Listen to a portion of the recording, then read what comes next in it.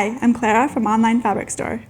You can use this pocket organizer for many different things, but this one is perfect for the office because it's sized to fit file folders. You also have the option of adding clear pockets for labels. So let's get started. The materials you'll need are 1 yard of a medium weight fabric. I'm using Golding Full Bloom Orange. 1 yard of a quilting print or broadcloth. I'm using Robert Kaufman Orange Kona Cotton Broadcloth. Stabilizer. I'm using Pellon Ultra Firm Double-Sided Fusible Stabilizer. 10 gauge clear vinyl. A 1-inch bias tape maker. Thread. Ribbon or string. Clips. Scissors or a rotary cutter and mat. A fabric marker. A ruler. And an iron.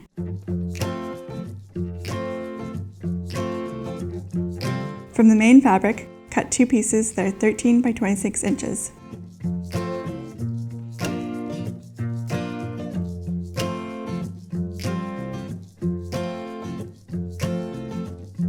Then cut 3 9.5 by 15.5 inch pieces, which will be the fronts of the pockets. If your fabric has a directional pattern, make sure it's running vertically on the large pieces and horizontally on the smaller pieces.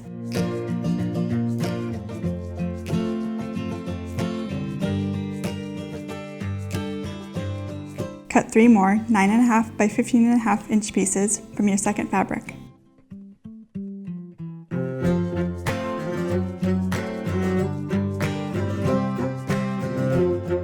On each of these pocket pieces, measure in 1.5 inches from the bottom corners.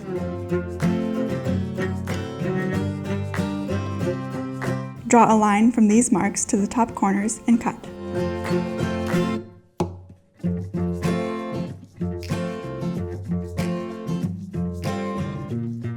From the stabilizer fabric, cut 1 13 by 26 inch piece and 3 8 3/4 by 12 1/4 inch pieces.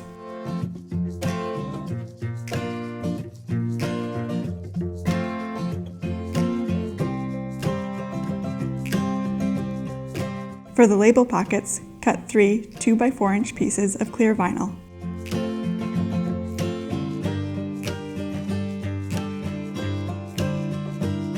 Finally, cut out 2-inch strips for the bias tape. Since there won't be any curved corners, the fabric doesn't have to be cut diagonally on the bias. You'll need about 12 feet total. You could also use pre-made bias tape if you prefer. Take a front and back pocket piece and put them together with right sides facing. Sew the shorter side with a 1/2 inch seam allowance.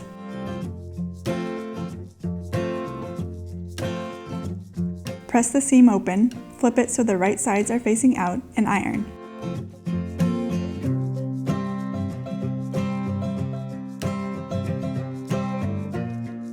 Take a stabilizer piece and put it between the fabric so it's centered and lined up with the top edges.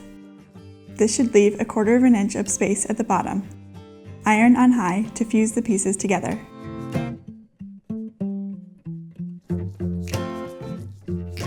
Make sure all parts get at least 5 seconds of continuous heat.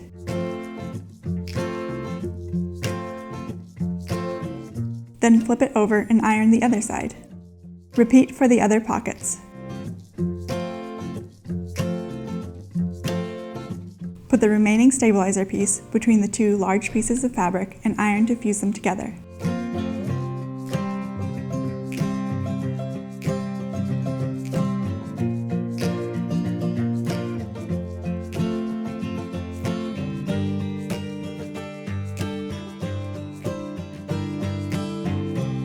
Feed the 2-inch strips through the bias tape maker and iron the fabric as it comes out.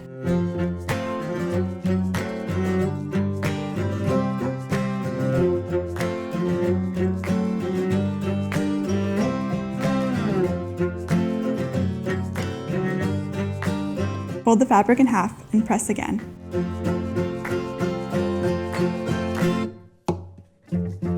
Unfold a piece of the trim and line it up on the back of one of the pocket pieces. Sew down the 1/2 inch crease.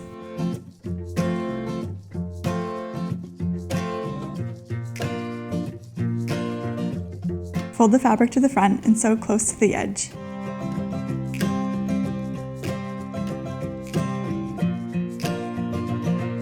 Repeat for the other pockets.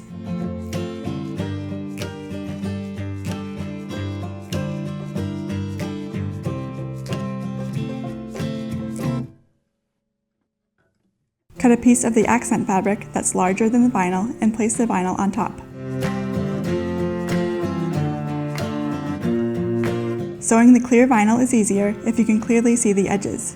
Use a marker that's the same color or something that will come off to draw lines around the clear vinyl. Use a zigzag stitch set to 0.8 millimeters long and 4 millimeters wide. Sew around the piece of vinyl so the stitches are right at the edge.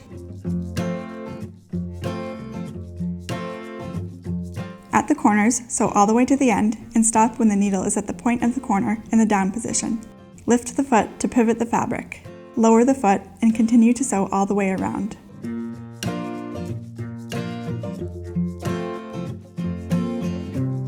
Cut the accent fabric as close as you can to the stitches without cutting into them on both the outside and inside of the zigzag stitches.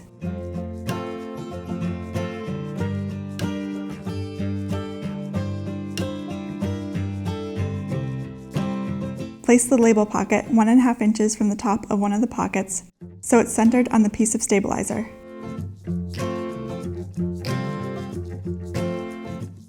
Hold it in place with tape. Don't tape on the vinyl itself to avoid leaving residue.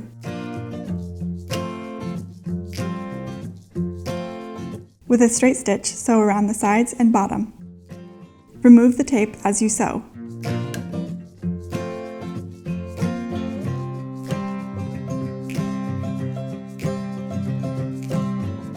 Backstitch at the beginning and end. Repeat to make the remaining label pockets. Trim the sides of the backing piece for clean edges. Place the first pocket 1.5 inches from the top.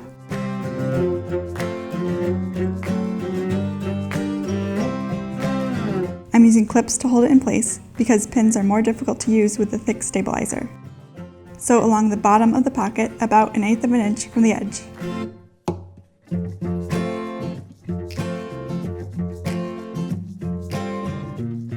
Overlap the next pocket 1.5 inches over the first, clip and sew.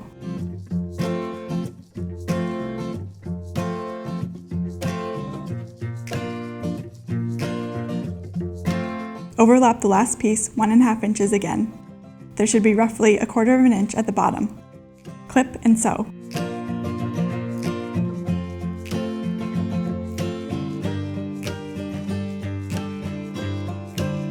To sew the sides of the pockets, align the diagonal edges so they're even with the sides of the backing and clip.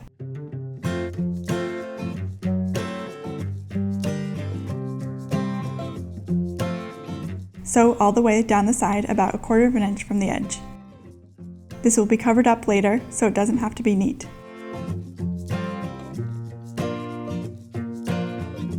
You may have to make adjustments as you go so the stabilizer doesn't interfere with the foot. Do the same for the other side.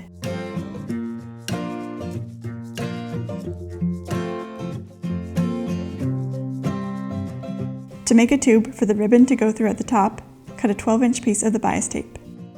Fold the ends in 1/4 inch and sew.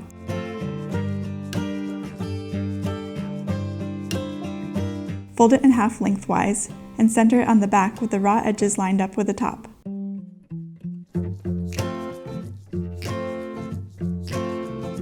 Sew about 1/4 inch from the edge.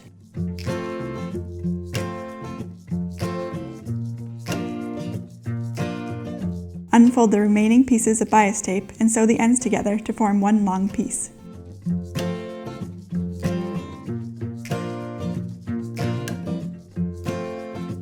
Starting at the bottom, clip on the trim at least to the first corner. You'll need to make adjustments to the trim, so clipping all the way around isn't necessary.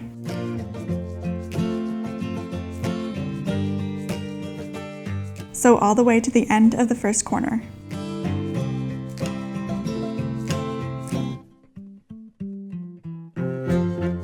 Fold the trim down so a 45-degree angle is created on the front and back.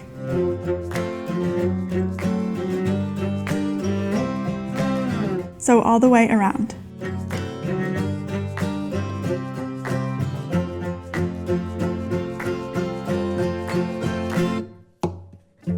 When you get close to the beginning, cut off the extra trim, fold the end under, and finish sewing.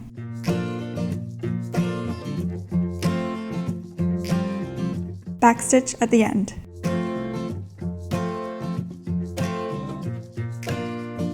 Pull the ribbon through the tube on the back with a safety pin.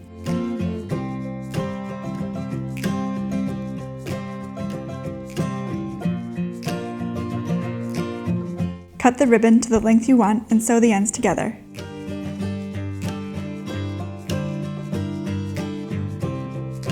Slide the seam into the tube so it's hidden and it's ready to hang.